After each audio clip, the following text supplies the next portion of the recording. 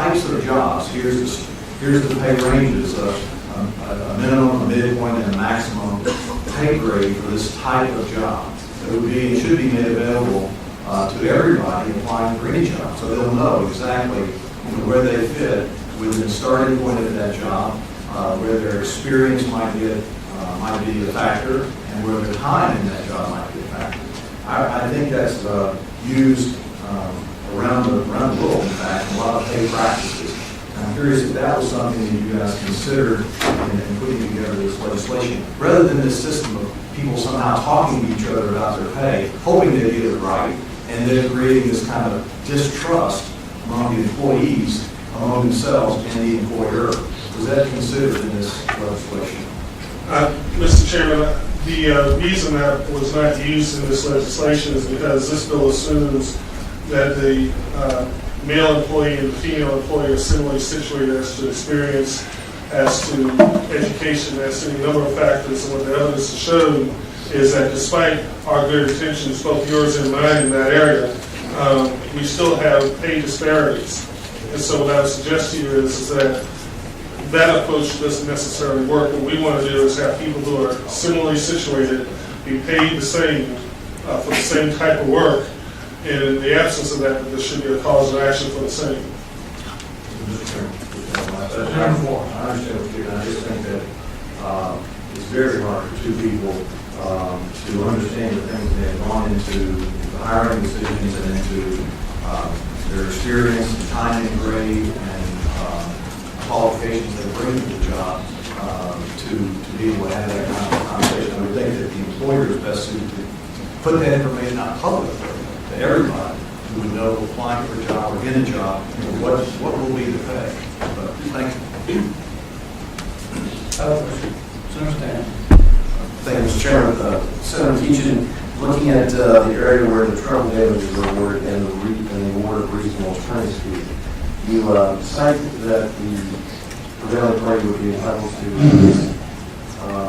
the employee only if the employee substantially prevails on the merits, similar to language that we see in 1983 Civil Rights Actions of the Court. Have you defined substantially prevails? Is that already defined in the code section? I'm aware of that in being and I may be wrong.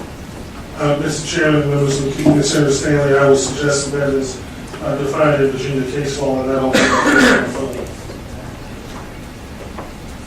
that's Mr. Chairman.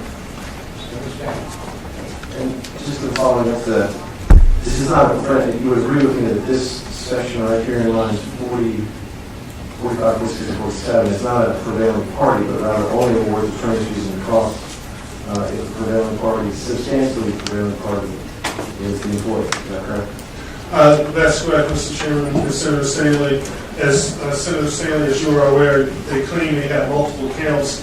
You may not prevail on all counts, but this would allow you to have attorney's fees if you substantially prevail.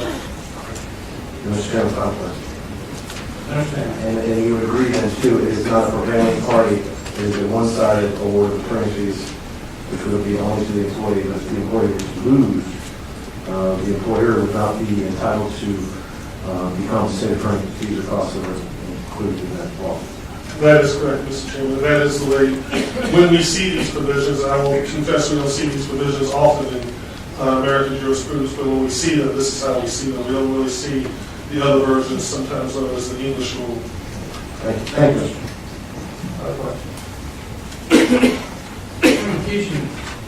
My biggest concern with this bill is two things. One, the removal of the Fair Labor Standards Act, because there are exemptions in here that are significant to Virginia, particularly to our economy, the agricultural economy, forest economy, seafood economy.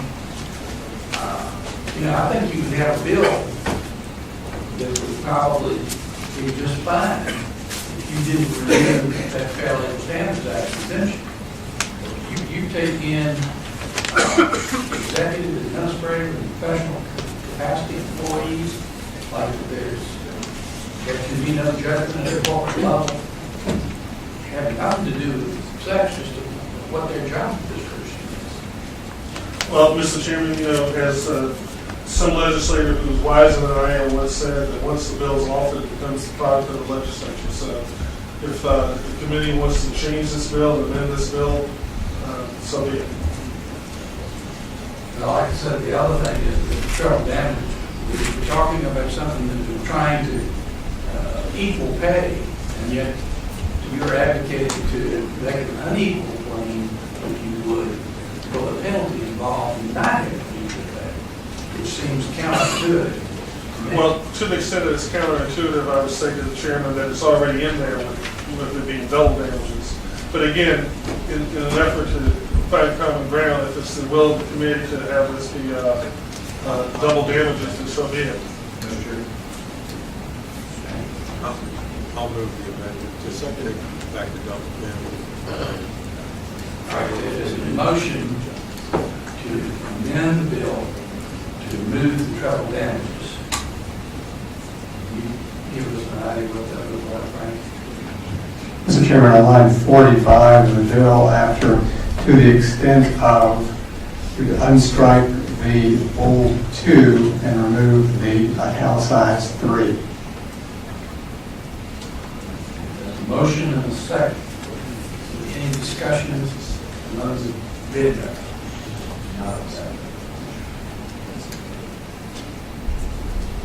All right, all in favor of that amendment, please signify by saying aye.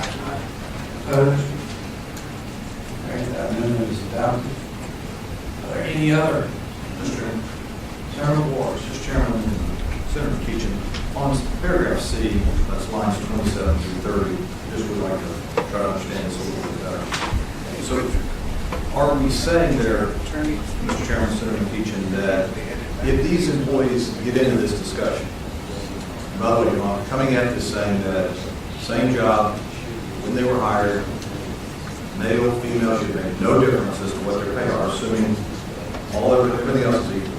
But are we saying that if they get into this discussion, and one, because of seniority, has been in the job longer, 10 years longer, let's say, because of merit, they've perhaps done better over the years in their assignments, and other measures in terms of the quality of their work, that there could be a differential in their pay? Is that what this is saying in paragraph C? Yes.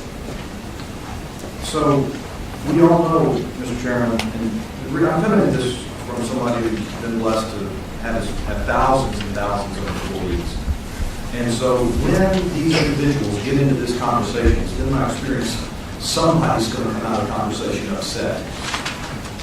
And it's not because of their sex, and it's not because of how they were hired, it's because one's been in the job longer, one has had better evaluations, all the things that you put here in the bill, which are exceptions to this. It just makes it very hard, other than the employer saying, this is what we're paying for these jobs, then these individuals to go to human resources person and say, where do I stand against my peers, and what do I have to do better? So I just feel like paragraph C is moving in the opposite direction of everything else we're trying to do in the bill, showing that there's no way to compare employees that have been in jobs for any length of time that have gotten part of seniority or merit systems, et cetera. So it makes it very hard for big companies. I didn't hear the question. If there's a, Would you agree? no, I would not agree. And here's the reason why, Mr. Chairman. If the senator can't envision people being similarly situated, being discriminated against, then we have no common ground upon which to have a conversation. But if you can't envision that, then what I would suggest to you is that you don't trust the courts, you don't trust the juries, the same people who send you and I here to manage billion-dollar budgets to be able to decide such a tax situation as that. The committee has heard the bill. Senator McEachin, again, this may be due to ignorance, but isn't it usual that the attorney's fees would come out of the award as opposed to the attitude in the damages case? Well, I have to concede, Mr. Chairman and Senator Sash, that is customary in Virginia and in this country. I would say, though, however, is that for the person to be made whole, because remember, this is just a straight arithmetic calculation, right? And so if the employee has to take anything to the attorney, they are therefore have taken a loss to that degree. And so in order to keep them whole, one would have their attorney's fees paid for. This is not, to use a comparison, a personal injury case where you have what I will call soft damages or damages that are hard to quantify, where someone could still be made whole and be able to pay their attorney a contingency fee out of their award. Understood? Thank you, Mr. Chairman. Senator McEachin, do you have any strong positions on line 36 after employees striking more than other employees?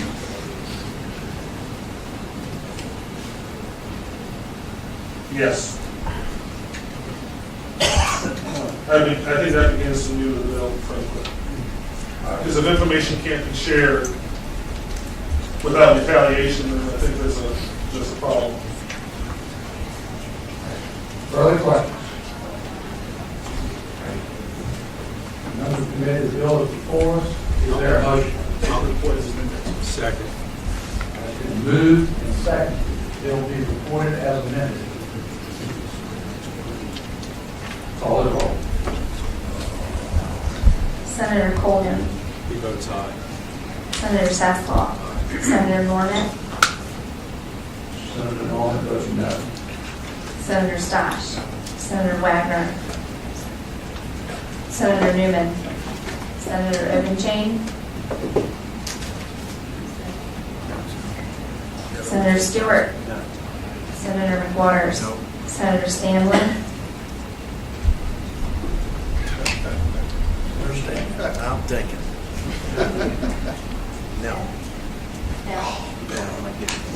Senator Alexander. Senator Castro. No, by proxy. Senator Chapin. Senator Vance. Senator Watkins.